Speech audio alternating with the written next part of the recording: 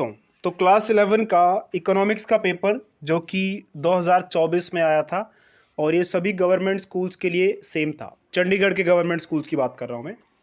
तो section A से start करते हैं। सेक्शन ए का पहला क्वेश्चन था कि इनमें से कौन सा मेथड जो है सेकेंडरी डाटा कलेक्शन का है।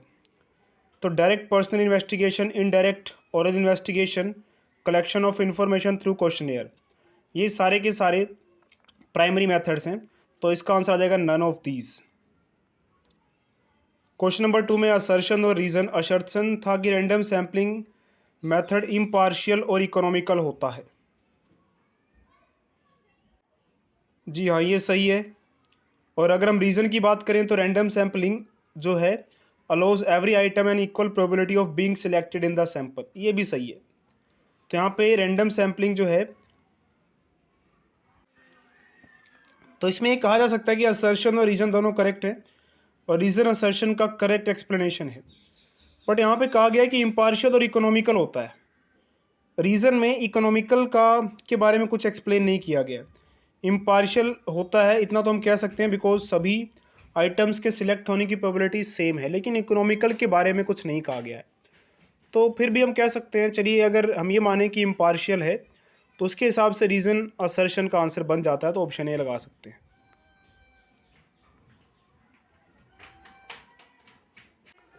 बात करते हैं क्वेश्चन नंबर 3 की। क्वेश्चन नंबर 3 में तो सिंपली आपको इसको प्लस करना था। 10, 15, x, 20, 30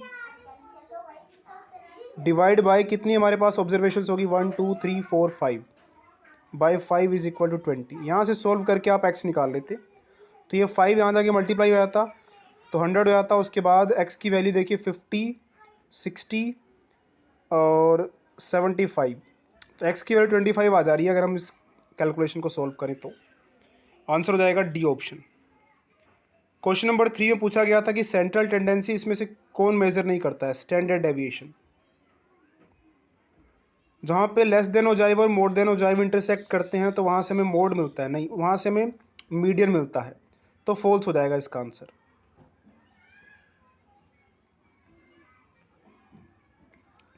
उसके बाद median value is based on all items in the series.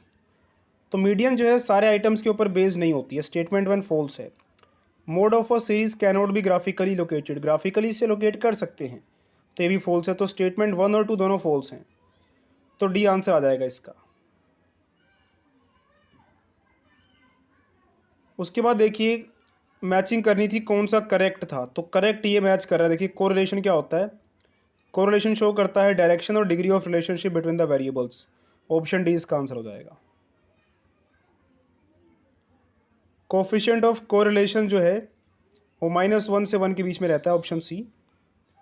Base year is the year of comparison. तो बेस ईयर।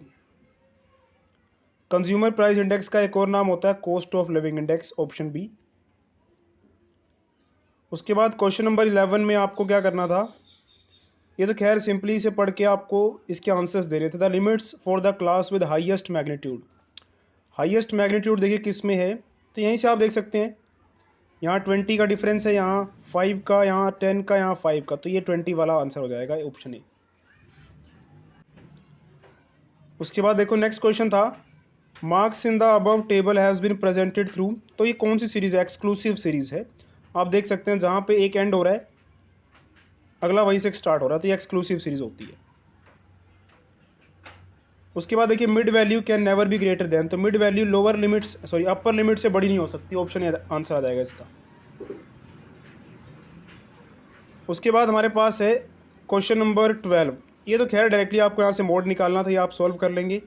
गुड एवरेज के बारे में या मीन के करेक्टरिस्टिक्स। और आगे कुछ डायरेक्ट क्वेश्चंस हैं वो आप डायरेक्टली बुक से सॉल्व कर लेंगे। इनकी सॉल्यूशंस के को डिस्कस हम नहीं करेंगे। ये क्वेश्चंस आपको डायरेक्टली बुक में मिल जाएंगे। इंडेक्स नंबर क्या होता है। 6 नंबर क्वेश्चन था, इसमें कोफिशिएंट ऑफ रैंक कोरिलेशन निकालना था। तो वर्थ ऑफ अ रूपी टू अ कंज्यूमर उसे हम क्या कहते हैं, उसे हम कहते हैं marginal utility of money. Option A correct answer है इसका। Price level in a particular industry is a subject matter of micro economics. वैसे प्राइस लेवल जो होता है देखिए अगर सिर्फ प्राइस लेवल लिखा होता फिर तो हमें पता है ओवरऑल प्रोडक्ट्स या सर्विसेज की प्राइस लेवल की बात करता फिर तो मैक्रो होता, बट यहाँ पर्टिकुलर इंडस्ट्री लिख दिया तो मेरे हिसाब से माइक्रो इकोनॉमिक्स होना चाहिए था। P X upon P Y ये किसका स्लोप होता है? बजट लाइन का। उसके बाद है कि one total utility is maximum, तो मार्जिनल यूटिलिटी क्या होती है? तो ग्राफ याद कीजिए, टोटल यूटिलिटी का ग्राफ कुछ ऐसा और मार्जिनल यूटिलिटी ग्राफ कुछ ऐसा। जहाँ पे मार्जिनल यूटिलिटी ज़ीरो होती है वहाँ पे टोटल मैक्सिमम होती है, तो मार्जिनल यूटिलिटी ज़ीरो होगी तो टोटल मैक्सिमम होगी। बी आंसर आ जाएगा इसका। When increase in demand is more than increase in supply, तो इक्विलिब्रियम प्राइस क्या हो जाएगा? बढ़ जाएगा। उसके बाद देखिए अगला क्वेश्चन था horizontal straight line A R M R की कर्व। याद कीजिए परफेक्ट कंपटीशन वाला कर्व, तो ए आर एम आर की ऐसे हॉरिजॉन्टल लाइन बनती थी, तो परफेक्ट कंपटीशन आंसर डी आ जाएगा। On all points of a rectangular hyperbola elasticity of demand क्या होती है? यूनिटी होती है। Unity option A. Demand for salt in elastic है, जी हाँ बिल्कुल सही असर्शन ठीक है। Necessary goods have elastic demand, क्योंकि सोल्ट एक नेसेसरी गुड्स में आता है, इसलिए असर्शन भी ठीक है और रीजन असर्शन का करेक्ट एक्सप्लेनेशन है, तो आंसर आ जाएगा ऑप्शन ए।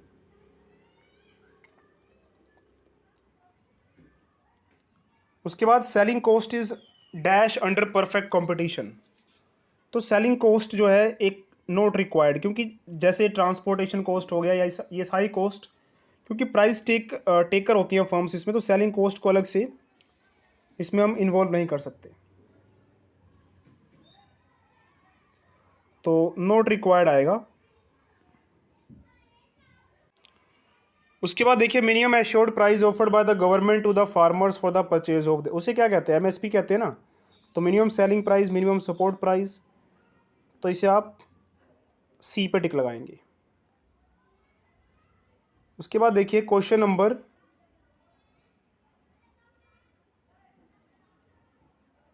26 हो गया 27।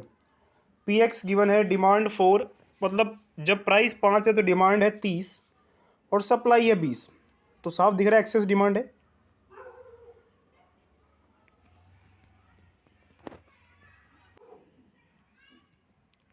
क्वेश्चन नंबर 28, इसमें पीपीसी वगैरह ये सब बताने थे, डायरेक्ट क्वेश्चंस हैं तो इन्हें हम अभी डिस्कस नहीं करेंगे, आप डायरेक्टली बुक से देख सकते हैं इन्हें।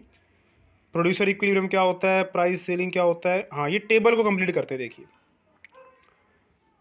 जो वैल्यूज़ भरी हैं देखिए वो मैंने नहीं भरी हैं, तो एक बार देख लेते हैं क्या पता ये वैल्यूज़ ठीक भी हों। टोटल कॉस्ट है 50 और हमें इसमें एवरेज वेरिएबल कॉस्ट निकालनी थी, तो मार्जिनल कॉस्ट देखिए कितनी थी इसमें 20, और मार्जिनल कॉस्ट को ऐड करके एवरेज वेरिएबल कॉस्ट आता है, याद कीजिए। तो फर्स्ट वाले की जो मार्जिनल कॉस्ट होगी वही इसकी एवरेज वेरिएबल कॉस्ट भी होगी, फर्स्ट वाले की बात कर रहा हूं मैं।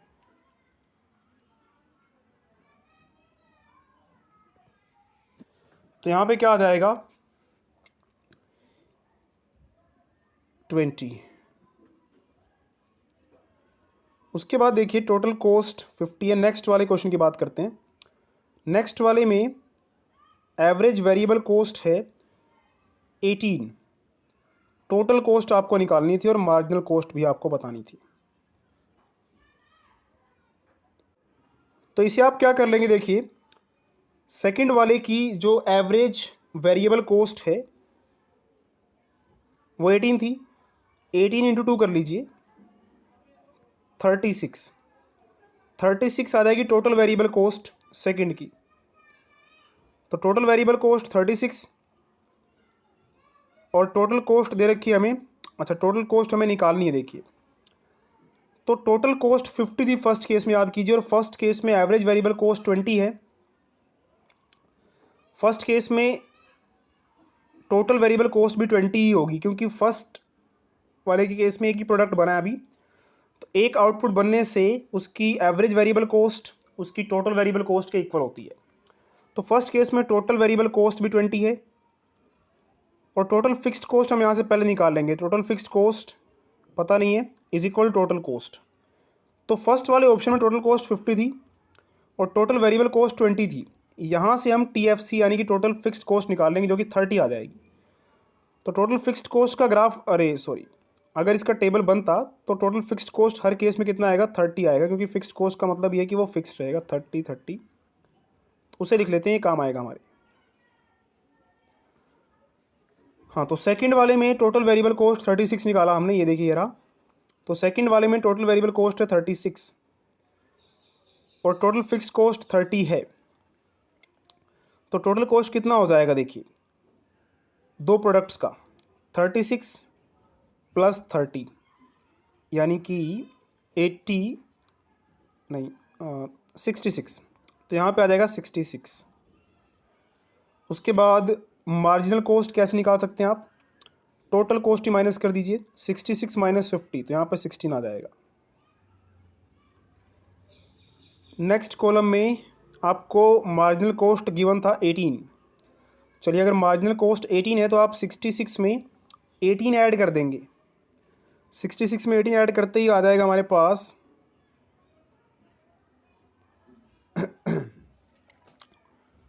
18 ऐड करते ही कितना हो जाएगा हमारे पास, 66 प्लस 18, 8 और 6 14, 1 कैरी, 84।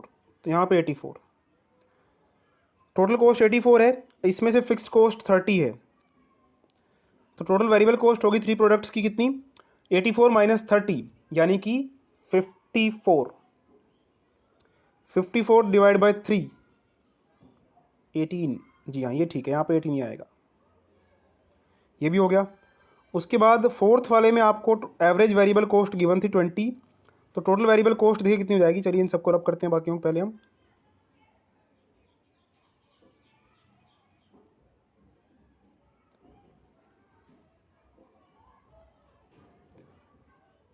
ये एवरेज वेरिएबल कॉस्ट, तो टोटल वेरिएबल कॉस्ट हो जाएगी 4 से मल्टीप्लाई करके यानी कि 80।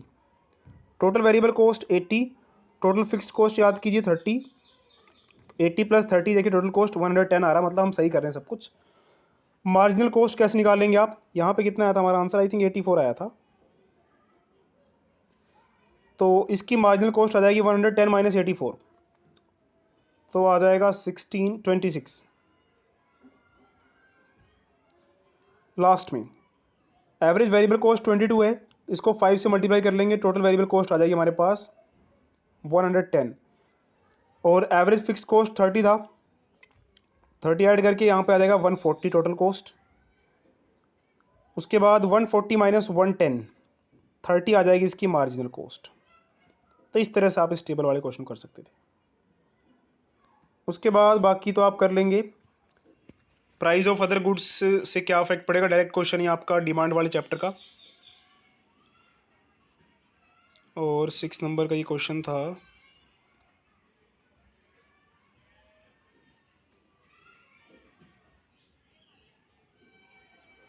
प्रोडक्शन फंक्शन के बारे में बताना था इसमें, और equation Q is equal to K L है। अगर कहता है कि what happens to Q if K remains constant and only L increases, तो यहाँ हम देख सकते हैं कि जो क्यू है वो इंक्रीज कर सकता है के और एल के इंक्रीज होने से। For any L and any के, ये तो था। उसके बाद देखिए बाकी पैसेज को पढ़ के इसका आंसर हम दे सकते हैं कि एल जो है number of hours of work done है, एफिशिएंसी का मतलब कितना आउटपुट, प्रोडक्शन फंक्शन,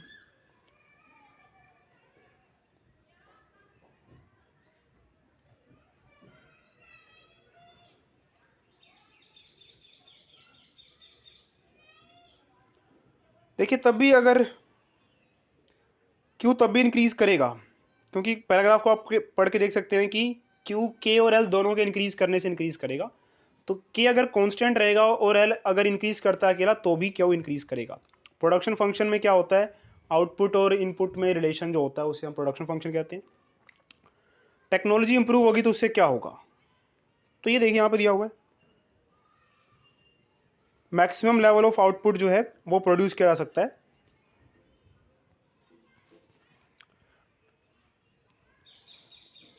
तो इसका आंसर आप ये लिख सकते हैं, टेक्नोलॉजी इंप्रूवमेंट से मैक्सिमम लेवल ऑफ आउटपुट हम ऑब्टेन कर सकते हैं डिफरेंट इनपुट कॉम्बिनेशंस के साथ। तो ये था क्वेश्चन पेपर। और आपके अगर आंसर्स जो मैंने बताए हैं उससे डिफरेंट आ रहे हैं तो प्लीज़ कमेंट करके ज़रूर बताएं, और साथ में एक्सप्लेन भी ज़रूर कीजिए, क्योंकि आप आंसर तो कह रहे हैं कि ये वाला आंसर अलग आ रहा है हमारा, पर आप उसको एक्सप्लेन नहीं कर रहे हैं। तो प्रॉपरली एक्सप्लेन भी करें ताकि जो भी व्यूअर आपके उस कमेंट को पढ़े तो उसे आइडिया भी हो जाए कि आपका वाला आंसर जो है वो करेक्ट कैसे हो रहा है।